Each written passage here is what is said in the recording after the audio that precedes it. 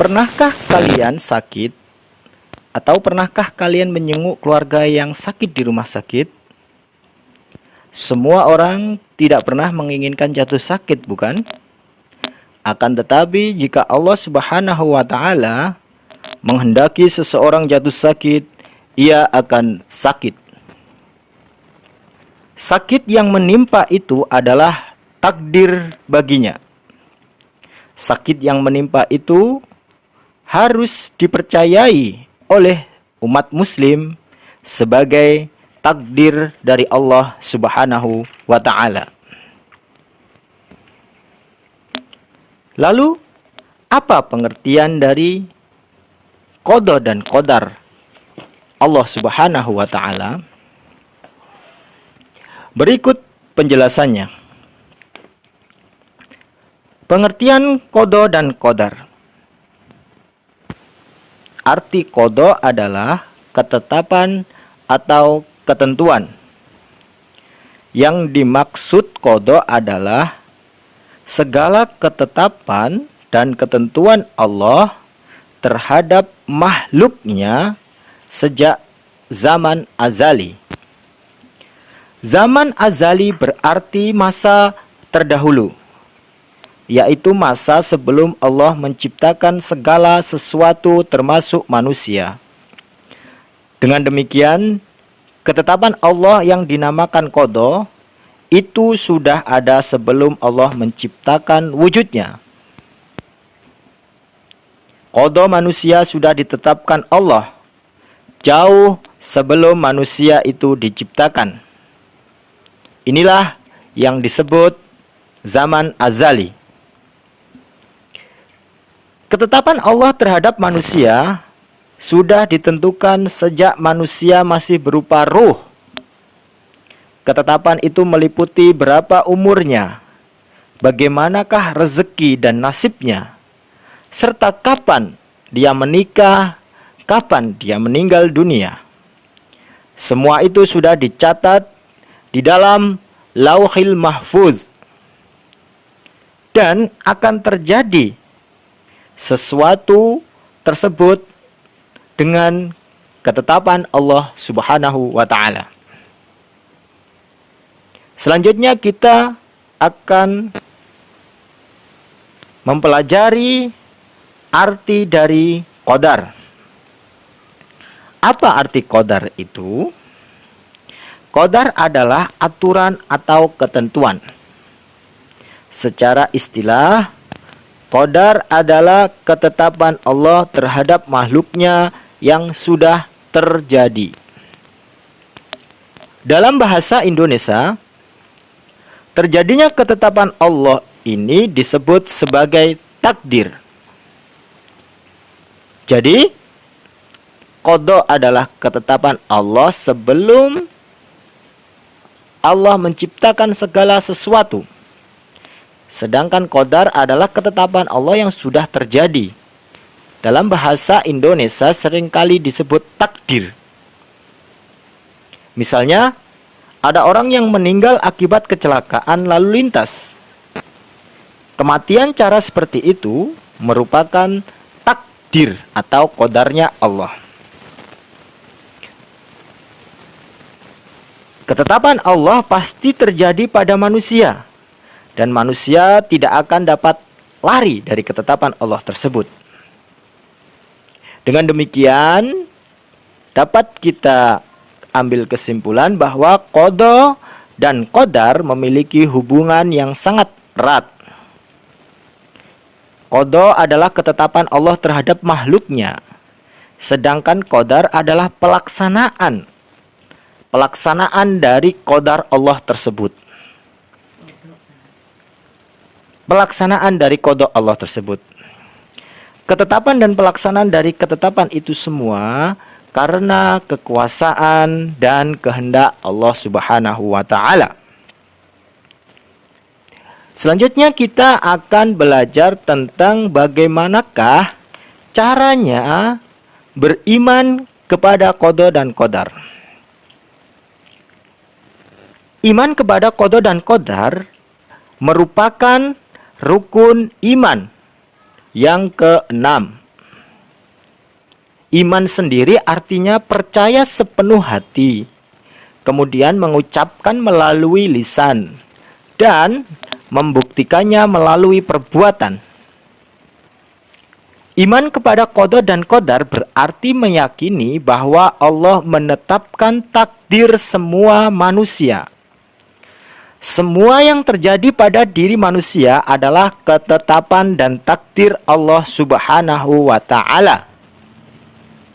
Iman kepada qada dan qadar harus diwujudkan dalam kehidupan sehari-hari. Kenikmatan yang kita terima hendaknya diyakini bahwa itu merupakan ketentuan dari Allah. Dengan begitu, kita akan berusaha, kita akan selalu mensyukurinya. Misalnya saja kita diberi kesehatan oleh Allah. Itu merupakan nikmat dari Allah yang wajib kita syukuri. Kepintaran atau kecantikan atau ketampanan kita itu juga merupakan nikmat dari Allah yang tidak boleh membuat kita sombong. Namun kita harus tetap mensyukurinya. Semua itu kita harus yakini bagian dari qada dan qadarnya Allah, yang harus kita yakini dan menerimanya dan menggunakannya untuk beribadah dan beramal soleh. Sedangkan cobaan dan malapetaka yang terjadi pada diri kita mestinya diyakini semua itu juga bagian dari qada dan qadarnya Allah. Jika kita sedang sakit misalnya, atau sulit menerima pelajaran, atau hidup kita yang pas-pasan atau miskin, janganlah membuat kita berputus asa. Janganlah membuat kita menyalahkan takdir Tuhan. Janganlah membuat kita sedih. Namun sebagai orang yang beriman, kita harus menghadapi semua itu dengan rasa tawakal dan terus berikhtiar agar semua permasalahan dan persoalan itu segera selesai dan kita diberi kesabaran oleh Allah Subhanahu wa Ta'ala. Nah, kemudian kita akan mempelajari tentang arti tawakal. Apa arti tawakal itu? Tawakal adalah menyerahkan sepenuhnya kekuasaan Allah dalam diri manusia. Menyerahkan sepenuhnya kekuasaan Allah dalam diri manusia. Namun tawakal ini harus dilakukan saat selesai kita berusaha dengan segenap kemampuan. Ya, tawakal ini membuat hati kita tenang dan dapat menjalani cobaan dari Allah Subhanahu wa Ta'ala dengan hati yang lapang. Semisal kita diberi cobaan oleh Allah sakit, maka kita tawakal kepada Allah dengan segenap usaha kita. Bagaimana caranya kita mencari pengobatan, mencari dokter untuk menyembuhkan penyakit kita. Namun hasilnya tetap kita tawakal, pasrahkan kepada Allah Subhanahu wa Ta'ala. Nah, ada istilah lain di samping tawakal yang sering dihubungkan dengan qada dan qadarnya Allah adalah kata ikhtiar. Apakah arti ikhtiar itu? Ikhtiar artinya berusaha secara sungguh-sungguh untuk menanggulangi, untuk mengatasi segala cobaan, masalah dalam kehidupan kita. Misalnya, kita dibebani oleh Allah Subhanahu wa Ta'ala kehidupan yang serba kekurangan atau miskin. Maka kewajiban kita adalah terus berusaha dan bekerja, seraya kita memohon atau berdoa kepada Allah agar diberikan kemudahan dalam mencari rezeki. Misalnya juga kita diberi Allah otak yang pas-pasan, dalam arti tidak begitu pintar dan tidak begitu cerdas.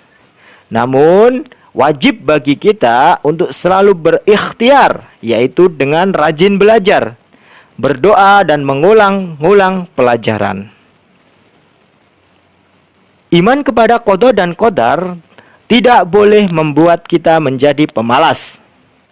Adanya qada dan qadar bukan berarti kita hanya menunggu datangnya takdir Tuhan kepada kita. Manusia harus tetap berusaha dengan kerja keras untuk mendapatkan takdir yang baik. Namun, kita tidak boleh disii kerso atau memaksakan kehendak bahwa hasilnya harus baik. Namun, kita harus menyerahkan segalanya kepada Allah, Tuhan yang Maha menentukan segala sesuatu. Sekarang kita sampai pada pembagian takdir Allah. Ingat, takdir dalam bahasa Indonesia selalu digunakan untuk memberi istilah kepada qadarnya Allah. Artinya, ketentuan Allah yang sudah terjadi berarti masa lampau yang sudah terjadi, itu dibagi ke dalam dua macam. Yang pertama, takdir mubrom. Yang kedua, takdir mu'alak. Takdir mubrom adalah takdir yang tidak dapat diubah oleh usaha dan doa manusia. Takdir mubram adalah takdir yang tidak dapat diubah oleh usaha dan doa manusia. Contohnya apa? Semisal kita memiliki orang yang sangat kita sayangi, kita kasihi. Kemudian orang tersebut meninggal dunia. Maka untuk kedepannya kita tidak bisa merubahnya dengan berdoa, ya Tuhanku hidupkanlah orang tersebut. Tidak bisa. Yang kedua, takdir mu'alak. Ingat, takdir tadi adalah sesuatu yang sudah terjadi, namun bisa dirubah untuk masa depannya. Takdir mu'alak adalah takdir yang dapat berubah karena usaha dan doa manusia. Misalnya, saat kita dilahirkan ke dunia ini dalam keadaan bodoh atau tidak memiliki ilmu pengetahuan. Namun seiring bertambahnya usia kita, bertambahnya usaha kita, kita bisa merubah kebodohan tersebut menjadi kepintaran, menjadi banyak pengetahuan, menjadi orang yang berilmu dengan usaha dan doa kita sebagai manusia. Nah, yang terakhir kita akan mencontohkan qada dan qadar dalam kehidupan sehari-hari. Dalam kehidupan sehari-hari, kita melihat berlakunya qada dan qadar Allah. Ini merupakan contoh dan bukti nyata bahwa qada dan qadarnya Allah itu memang ada. Contohnya apa? Seorang ibu yang sedang hamil berharap anak yang dilahirkannya nanti berjenis kelamin perempuan. Dia berusaha memeriksakan ke dokter dan selalu berdoa agar diberi anak perempuan. Namun, pada saat persalinan, lahirlah anak laki-laki dari kandungan ibu tersebut. Dengan demikian, qada Allah atas anak tersebut adalah laki-laki. Dan takdirnya juga demikian. Lahirnya laki-laki. Walaupun kehendak sang ibu ataupun sang ayah ingin memiliki anak perempuan. Demikianlah sebagai berbagai penjelasan tentang qada dan qadar, caranya beriman kepada qada dan qadar Allah, dan berbagai contoh qada dan qadar Allah dalam kehidupan di masyarakat. Semua itu tentunya dapat meningkatkan keimanan kita. Keimanan kita kepada Allah Subhanahu wa taala, Tuhan yang Maha Kuasa atas segala sesuatu. Demikianlah, wallahu a'lam bishawab. Assalamualaikum warahmatullahi wabarakatuh.